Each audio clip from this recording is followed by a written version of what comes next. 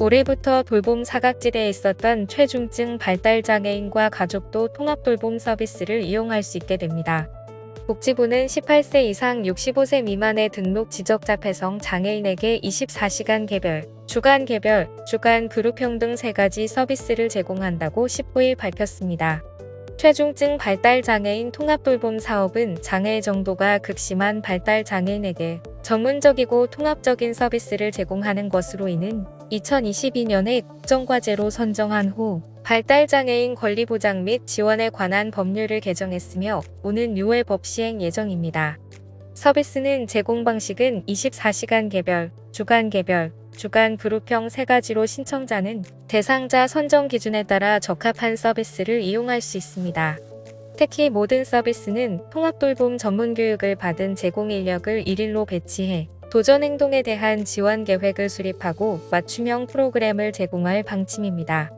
복지부는 이번 신규 지원으로 그동안 서비스를 이용하기 어려웠던 최중증 발달장애인도 지역사회에서 원하는 활동을 할 수 있고 가족들도 돌봄 부담이 완화되어 스스로를 돌보거나 경제활동을 할 수 있을 것으로 기대하고 있습니다.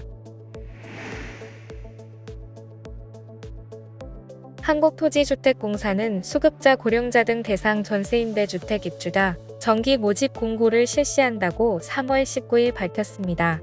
공급 호수는 모두 4,000가구입니다. 수도권, 광역시, 인구 8만 이상 지역 등 모두 90개 도시를 대상으로 공급할 방침입니다.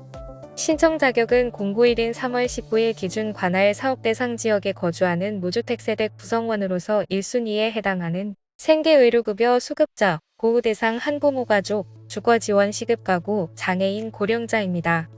보증금 지원 한도액은 수도권 1억 3천만원, 광역시 9천만원, 기타 지역 7천만원입니다. 지원 한도 내 전세보증금의 2% 또는 5%에 해당하는 금액은 입주자가 임대보증금으로 부담하게 됩니다. 월임대료는 전세보증금 중 입주자 임대보증금을 제외한 금액에 연일에서 2%의 금리를 적용합니다. 최초 임대기간은 2년, 최장 30년 거주할 수 있으며 재계약의 경우 14회까지 가능합니다. 단, 재계약 당시 고령자 또는 중증장애인 및 1순위 요건을 갖춘 자는 재계약 횟수를 제한하지 않습니다.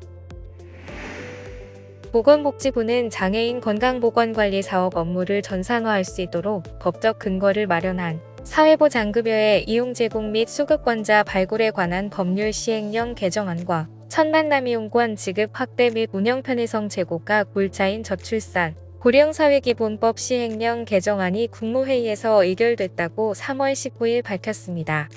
이번 시행령 개정안은 중앙지역 장애인보건의료센터 등 장애인 건강보건관리 사업의 수행기관이 사회서비스 정보 시스템을 통해 업무를 수행할 수 있도록 규정하고 해당 시스템을 통해 장애인 건강검진 정보를 처리할 수 있게 해 장애인 건강관리 업무를 효과적으로 수행하려는 것입니다.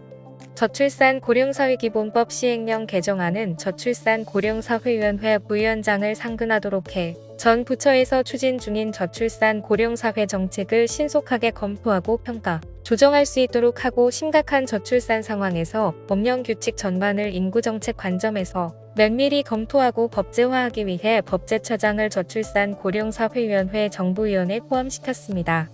천만남이용권의 경우 그동안 출생 손위와 무관하게 200만 원을 지급했으나 둘째 이상 출생 아동에게 300만 원을 지급할 수 있도록 개정하고 천만남이용권 사용 기한을 1년에서 2년으로 연장해 이용 편의성을 높였습니다. 인천시가 전세 사기 피해자 이사비 지원 대상을 종전 긴급주거주택 입주자에서 공공임대 우선 공급 입주자까지 확대한다고 밝혔습니다. 인천시는 전세 피해 임차인들의 주거 안정을 위해 긴급주거주택에 이사하는 피해자들에게만 이사비를 지원해왔지만 올해 2월 인천시 전세 피해 임차인 지원에 관한 조례를 제정해 이사비 지원 대상자를 확대하기로 했습니다.